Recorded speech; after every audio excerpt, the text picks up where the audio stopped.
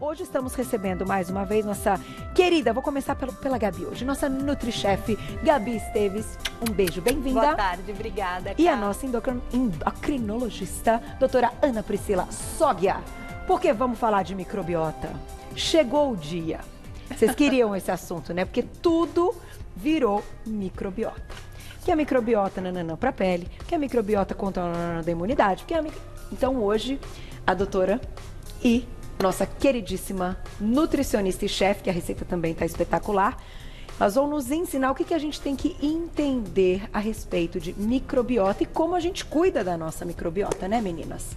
Bem-vindas. Obrigada, Carol. E hoje o tema, né, microbiota, foi o que você falou, ele realmente é um tema que está muito em voga, a gente tem falado muito, dada a importância que ele tem, mas a gente vai direcionar num momento até atual que a gente está vivenciando, que é a microbiota para doenças respiratórias, o impacto nessa inflamação de via aérea, porque o conhecimento sobre microbiota e doenças crônicas, como por exemplo, diabetes, gordura no fígado, pressão alta, resistência insulínica já é muito conhecida. Então, o impacto que esse componente inflamatório do nosso trato gastrointestinal pode causar. E está diretamente ligado, então, a questão de problemas respiratórios. Sim, e agora, mais recentemente, a gente tem falado muito na questão respiratória, né, Gabi? Exatamente, Cá.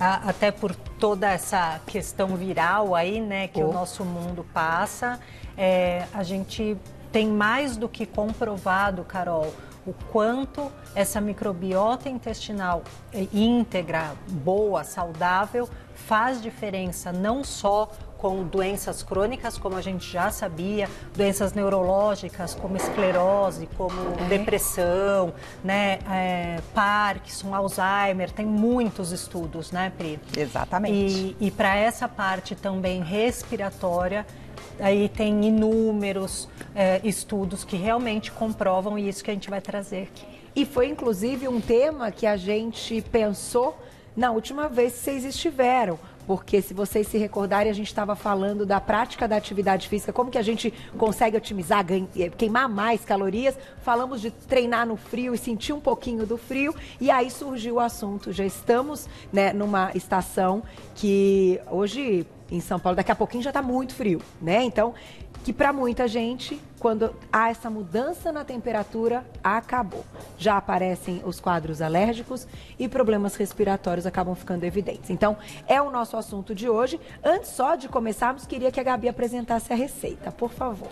Carol, a receita de hoje é um escondidinho de estrogonofe com purê de batata doce. Nossa, e os dois pratos, Carol, né, tanto o estrogonofe quanto o purê foram feitos com biomassa de banana verde, que, né, tem tudo a ver com a nossa pauta, com a questão dela ser aí um alimento fantástico para a nossa flora intestinal, para a microbiota intestinal. Então essa é a sugestão de hoje. Que delícia, cara, né, do dia pra gente começar a semana. E que bonitinha a bananinha que já, né, já tá aí para enfeitar, pra gente lembrar dessa biomassa tão bacana. Vamos lá, doutora, quer começar então com imagens? Vamos começar falando um pouquinho da importância da microbiota. Então, antes de a gente focar, né, na parte respiratória, a gente tem que entender um pouquinho do que a gente está falando para o telespectador que ainda não conhece. Então, a gente sabe que hoje a gente chama, né, de segundo cérebro do nosso corpo, que é esses micro-organismos vivos, bactérias e até fungos que a gente tem no nosso trato intestinal, que tem muitas funções importantes. Entre elas, eles participam da imunidade. Por quê? Porque 70% das células que funcionam no nosso sistema imune estão localizadas no nosso intestino.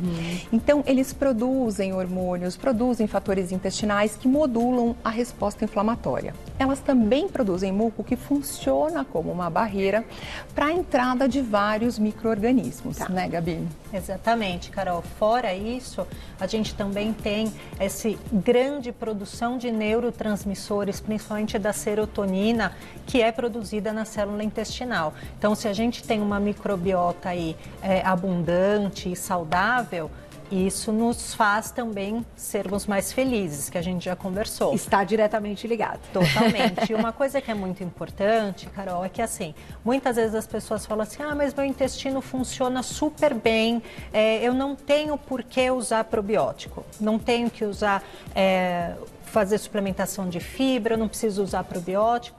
E cá, isso é um erro muito comum, porque assim, quem daí de casa, que mesmo fazendo cocô todo dia, não come nenhum industrializado, não toma bebida alcoólica nunca, faz um controle do estresse, né? Assim, então faz meditação, faz atividade física, tem um sono bom, não toma refrigerante.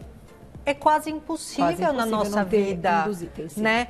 Então, dificilmente a gente encontra um paciente que não tenha algum nível de deficiência nessa microbiota intestinal. Então, independente do ir ao banheiro de forma regular, frequente, que a gente se sinta bem e no nosso entendimento está tudo certo, né?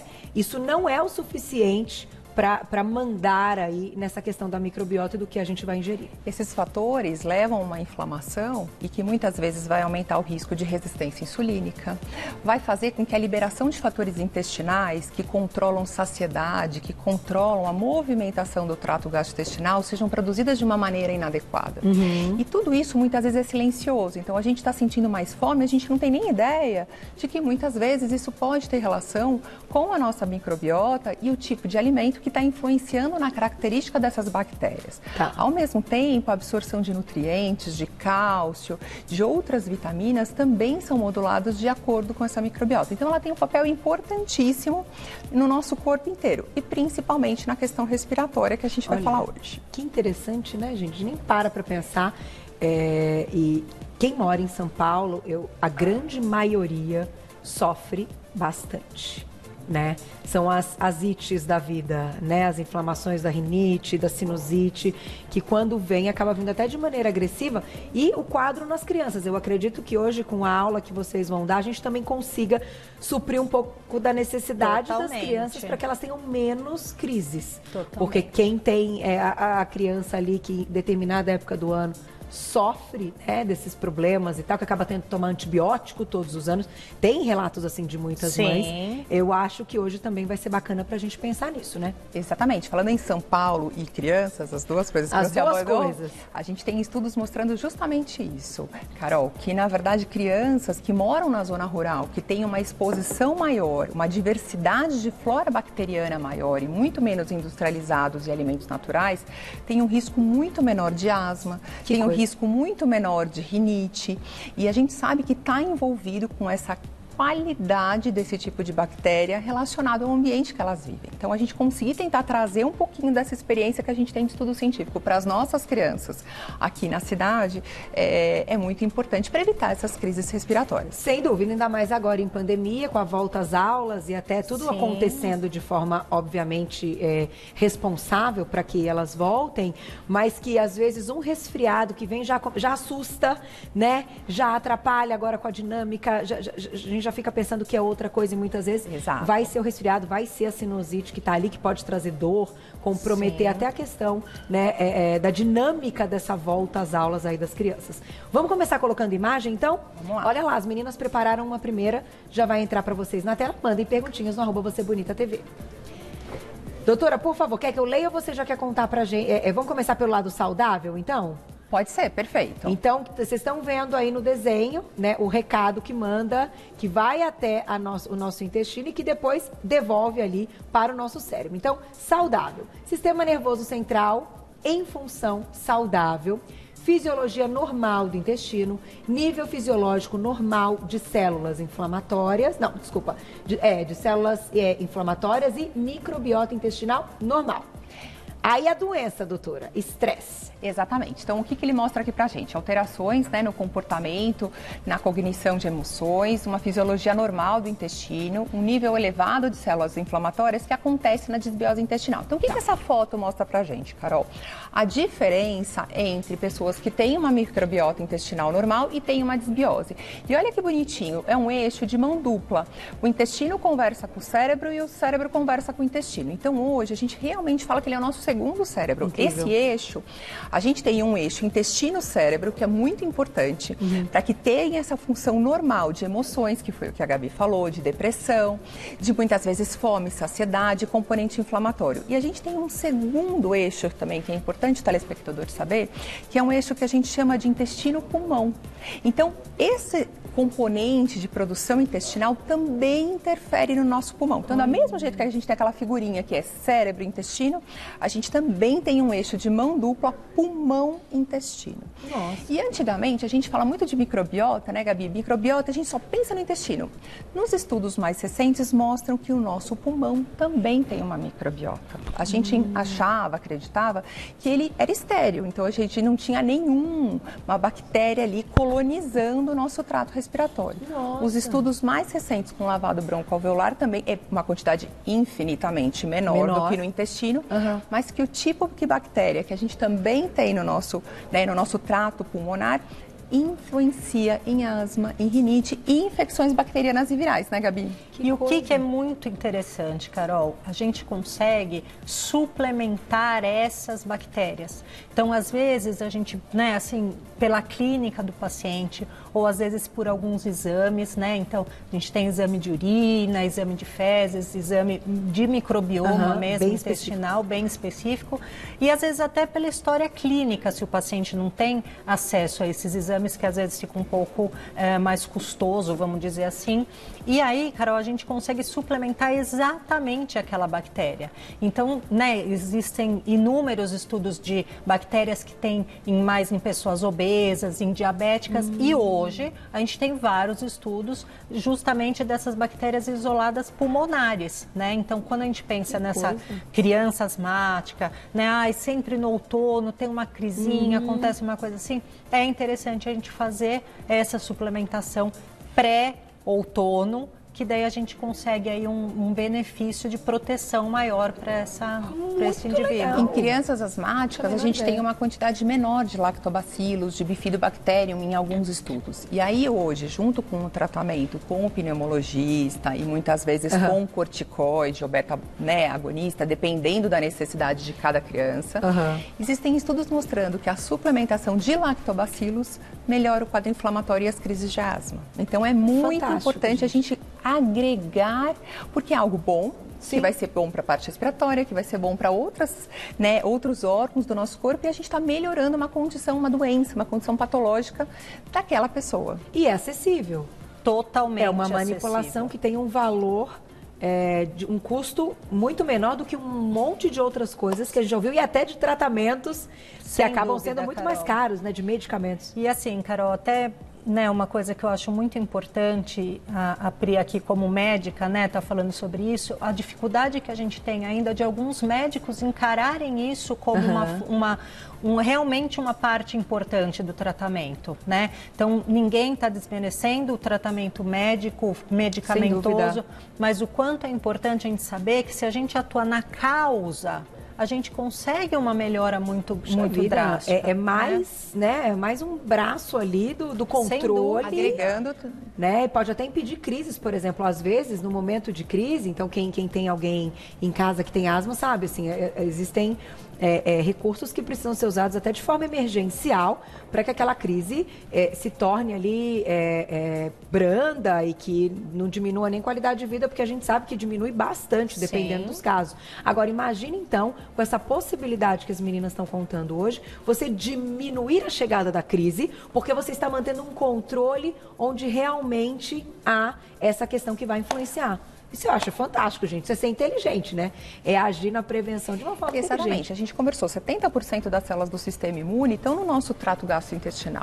Então, esse trato gastrointestinal, essa desbiose, que é esse intestino inflamado, ele vai produzir muito mais fatores inflamatórios, muito mais citocinas inflamatórias.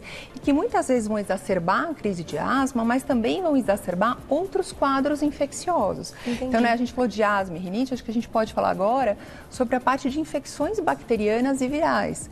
Então, ainda mais com a questão do coronavírus, a gente tem muitos estudos tentando fazer essa correlação, né, do impacto da nossa microbiota na gravidade ou no risco de a gente ter coronavírus, não é, Gabi? Sem dúvida, Kai. Uma coisa muito interessante, que até o pessoal da USP está fazendo um trabalho lindo, do pessoal de ver a diferença genética que a gente tem, de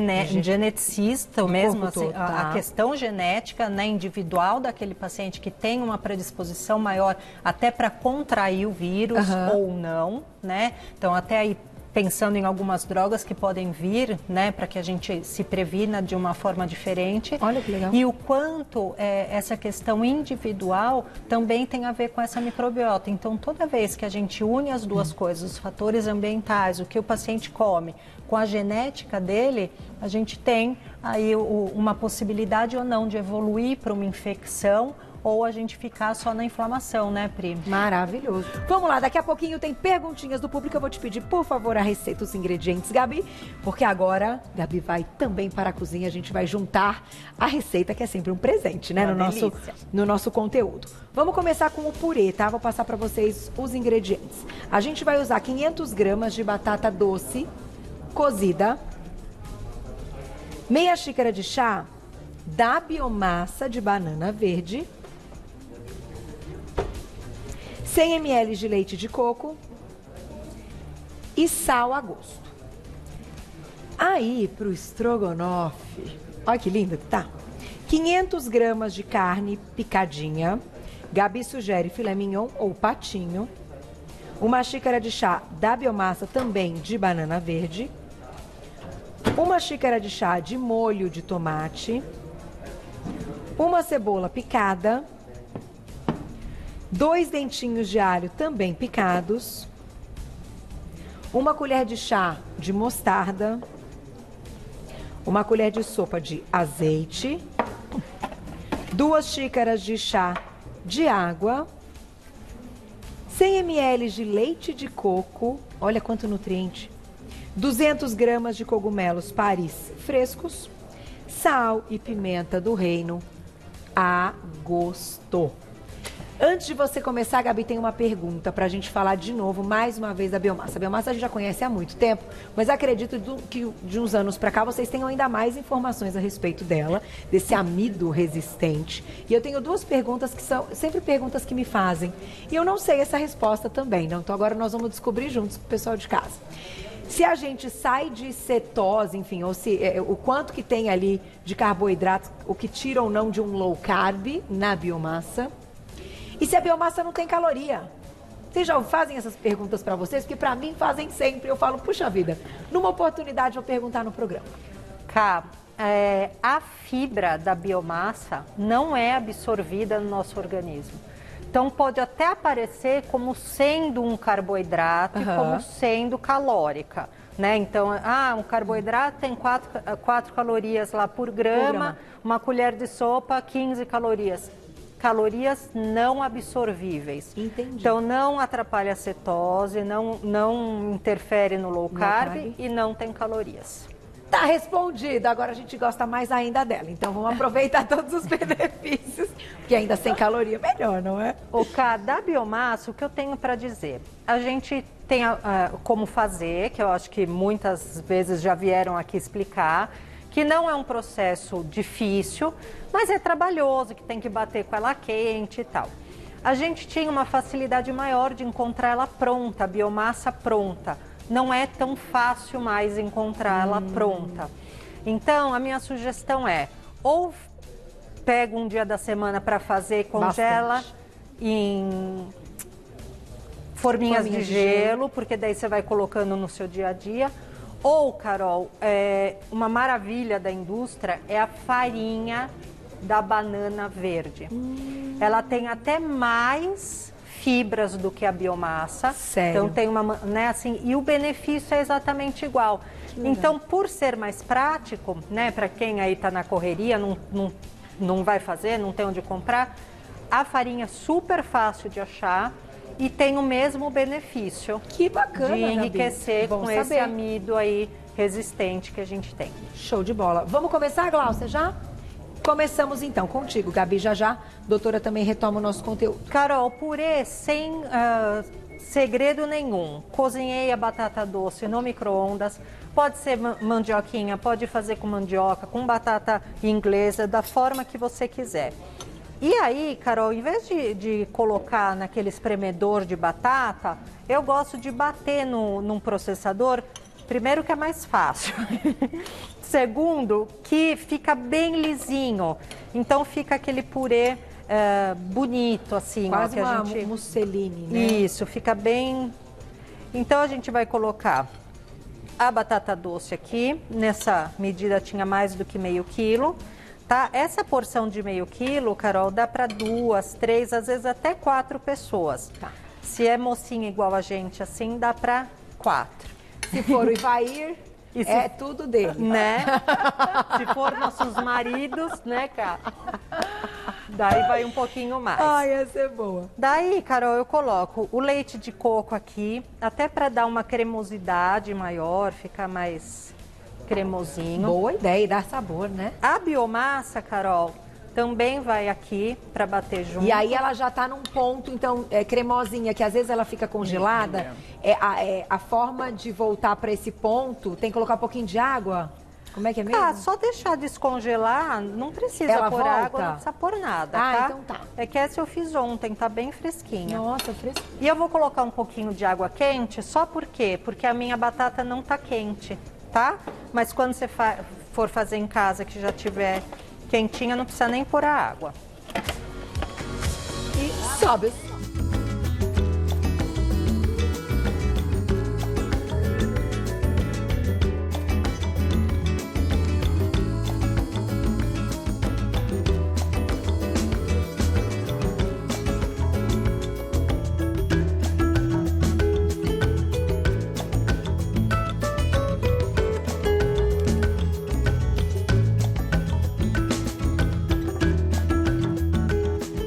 Dá uma ajeitadinha aqui, bater mais um pouquinho só, Carol.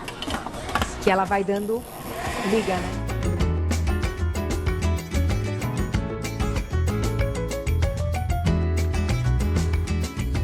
Prontinho, Cá. Olha lá a textura do purê. Coisa boa. Você já colocou para refogar, então? Então Cá, vamos dar uma sem espiadinha. segredo, pus um pouquinho de azeite, pus a cebola, só para ela já ir diminuindo pra gente adiantar um pouquinho. Soltando, né, aquele caldinho. Então, cebola, alho. Sem segredo, Carol. Carne. Aí eu falei do filé mignon, do patinho, pode ser colchão mole, pode ser carne moída, às vezes tem gente que faz. Pode ser um franguinho. Franguinho, pode ser um cogumelo, o que vocês quiserem. Pode ser vegetais, assim, vou fazer de palmito, vou fazer Legal. de berinjela, Tá, tá? dá pra virar vegana, né? E aqui, Carolzinha, a gente vai só deixar essa carne dourar e vamos colocar o molho de tomate e a água para ficar fervendo e apurando. Combinado. Carol, simplesinho, coloquei naquela carninha que a gente refogou o sal, pimenta do reino, mostarda, dei uma refogada, coloquei cogumelo Paris fresco, dei uma refogada, coloquei molho de tomate, água e agora eu vou colocar a biomassa. E daí, Carol, a gente vai deixar isso daqui ferver mais ou menos uns 15 minutos. Tá. Porque daí vai engrossar, a carne vai ficar bem saborosa. E daí, depois disso, a gente vai fazer a montagem. E aí não tem que colocar nada de leite? O leite de coco Você colocou um pouco. Eu coloquei 100 ml no purê, 100 ml aqui. Perfeito. Então, quem quiser transformar numa receita vegana, troca a carne por, como você disse, palmito, legumes. Perfeito. Olha que deve ficar bom também. Então, vamos lá. Enquanto o nosso estrogonofe vai ficando pronto, que seremos felizes daqui a pouquinho, eu e a doutora, a gente vai retomar o nosso conteúdo e vamos colocar na tela aí uma imagem que a doutora separou para nos explicar. Exatamente. Olha a diferença, Carol. A gente vê daqui desse lado, né, as células branquinhas, uma microbiota saudável, com poucas células inflamatórias, com poucas citocinas inflamatórias. Quando a gente tem essa desbiose, o que acontece? Olha as célulazinhas verde, azul, embaixo, a gente tem muito mais células inflamatórias produtoras dessas citocinas. E aí, o que é importante a gente entender? Quando a gente tem um primeiro contato com um micro-organismo, um vírus, uma bactéria, essas células muitas vezes vão fazer uma resposta exacerbada. Então, voltando um pouquinho a falar, né, desse quadro viral, do coronavírus, o que a gente tem? A gente tem estudos mostrando que pacientes de UTI têm uma microbiota que é uma microbiota em desbiose. E geralmente são pacientes que têm um quadro inflamatório mais grave. Então, uma das possibilidades, né, lógico que tem todo um componente genético, a carga viral, Mas a gente sabe que o tipo de microbiota pode interferir na nossa resposta inflamatória. Tá. Então, até de uma maneira de, né, a gente tem visto, lógico que a gente tem que manter a proteção, máscara, vacinação, mas a gente também manter o nosso corpo saudável, com a nossa imunidade adequada, a gente pode prevenir muitas vezes uma forma mais grave, não só do quadro do coronavírus, desse quadro viral, mas de outros quadros virais, de outros quadros bacterianos. Por quê? Porque a gente evita essa resposta exacerbada. Além disso, né, essas bactérias, né, que benéficas, como lactobacillus, bifidobacterium, eles ajudam a estimular o sistema imune a produzir interferon, que é uma citocina que combate o vírus. Então, ou seja, eu estou, na verdade, dando um aporte, eu estou ajudando o meu sistema imune a fazer uma resposta imunológica mais completa. Olha que bacana.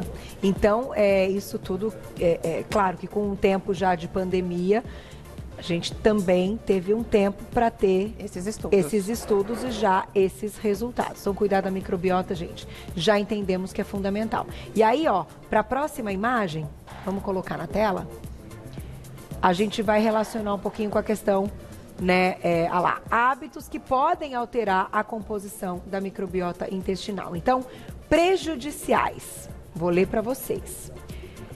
Consumo excessivo de alimentos industrializados e ultraprocessados, ingestão elevada de embutidos, farináceos e gorduras saturadas, excesso de sal e açúcar, fumo/álcool, estresse e uso excessivo de antibióticos. E tem gente que anualmente precisa fazer uso do antibiótico.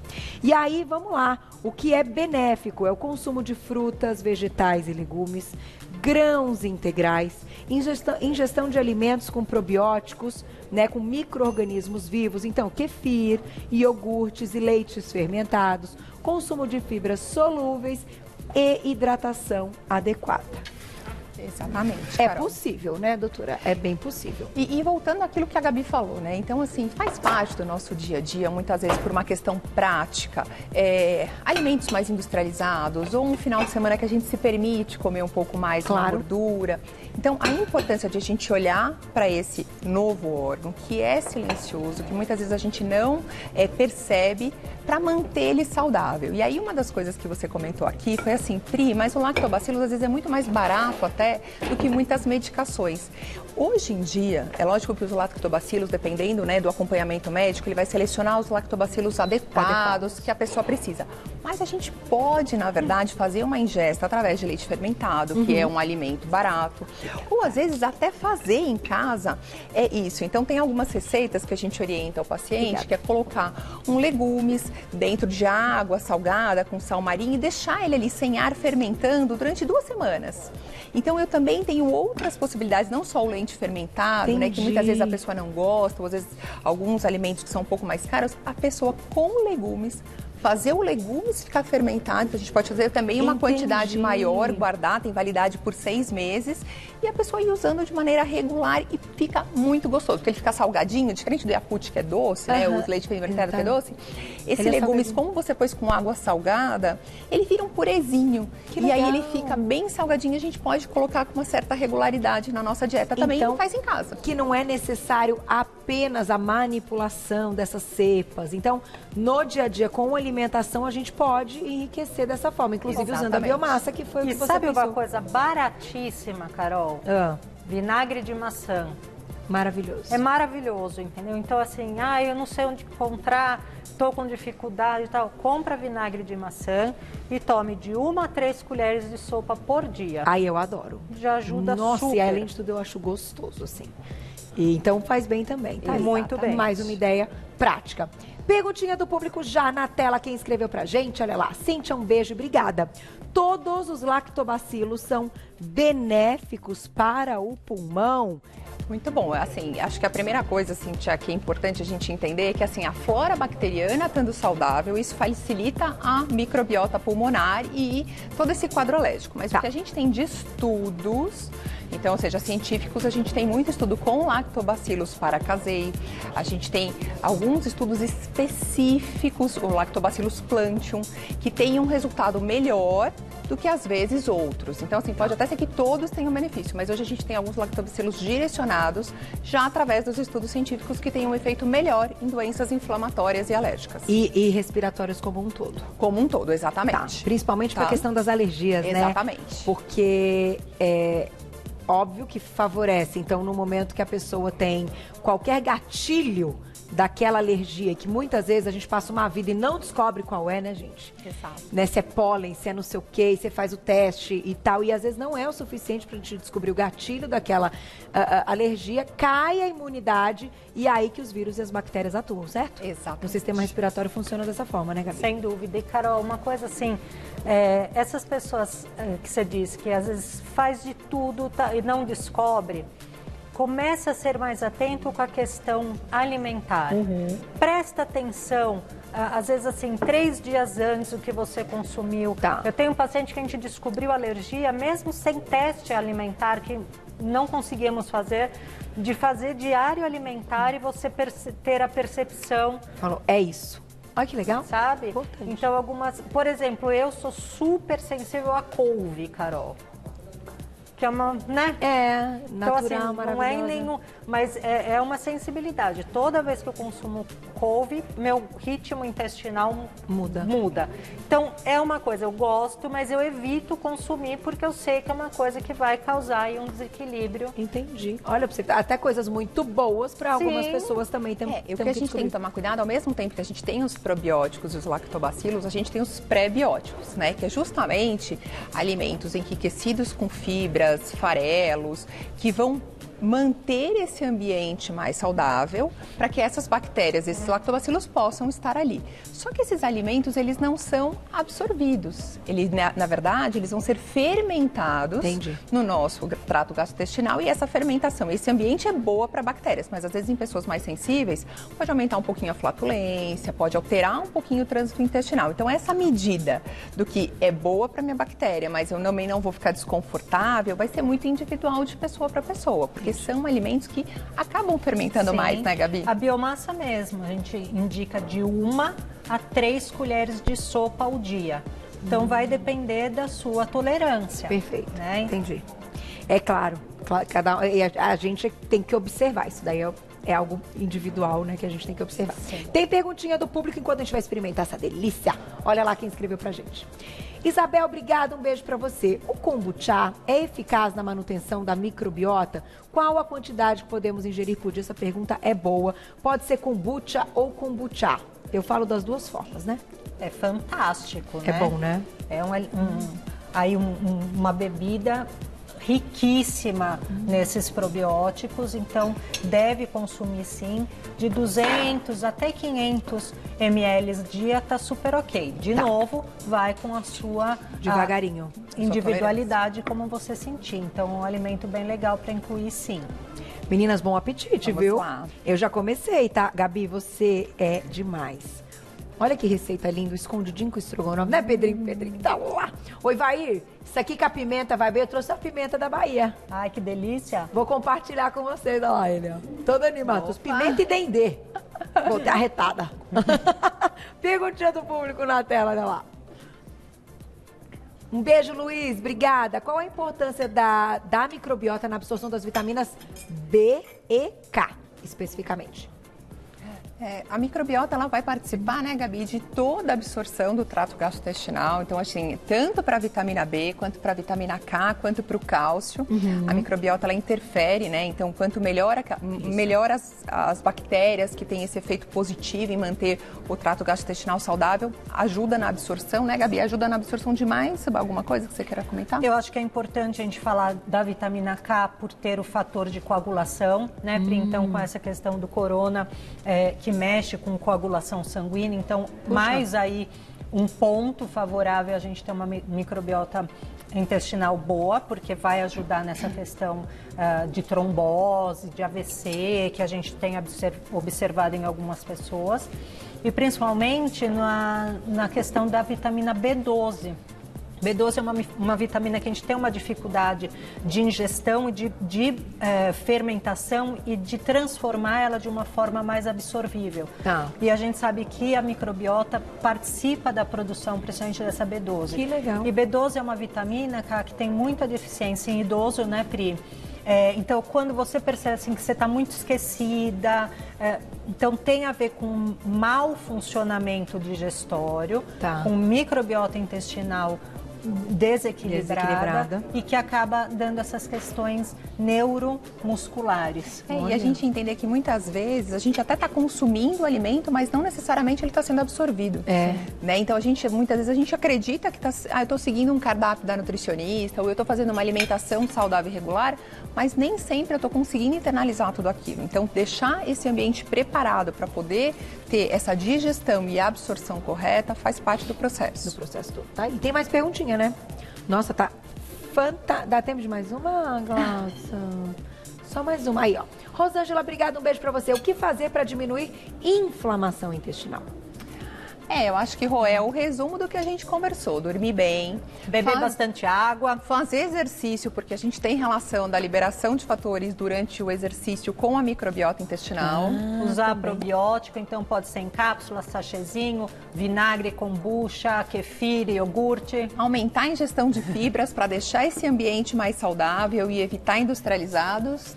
Brócolis, aveia, todos que tem muita fibra mesmo de Yacon, batata Yacon, que é fantástica. A gente vai fazer um resuminho, Pri, a gente coloca lá. Isso. E o mais importante, eu acho que cada pessoa tem a sua individualidade. Então, às vezes eu vou ter tanto a questão da tolerância quanto melhor lactobacilos, dependendo do qual a minha doença de base, se eu estou só fazendo um papel preventivo, mas diminuir a inflamação, de qualquer maneira, sempre é bom, né, Gabi?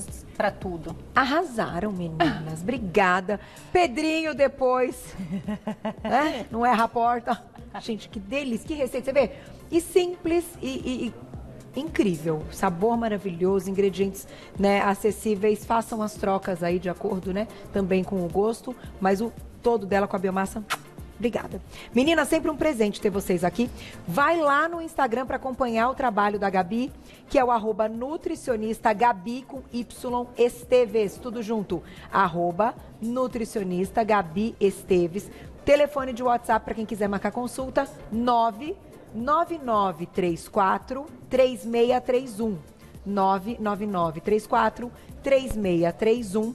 Para quem quiser saber mais o trabalho da doutora, nossa endocrinologista, doutora Ana Priscila Sógia, é o @doutora, abreviado, _ Ana Priscila Sógia. Já marcamos lá no nosso, que o Sógia tem 2 Gs, então @doutora, abreviado, _ Ana Priscila Sógia. Vocês já encontram. Tudo tem como marcar consulta, agora elas trabalham juntas e isso é muito legal. Um beijo, meninas, muito obrigada, amei começar a semana com vocês. Vou botar pimenta baiana aqui, coisa boa, até, obrigada.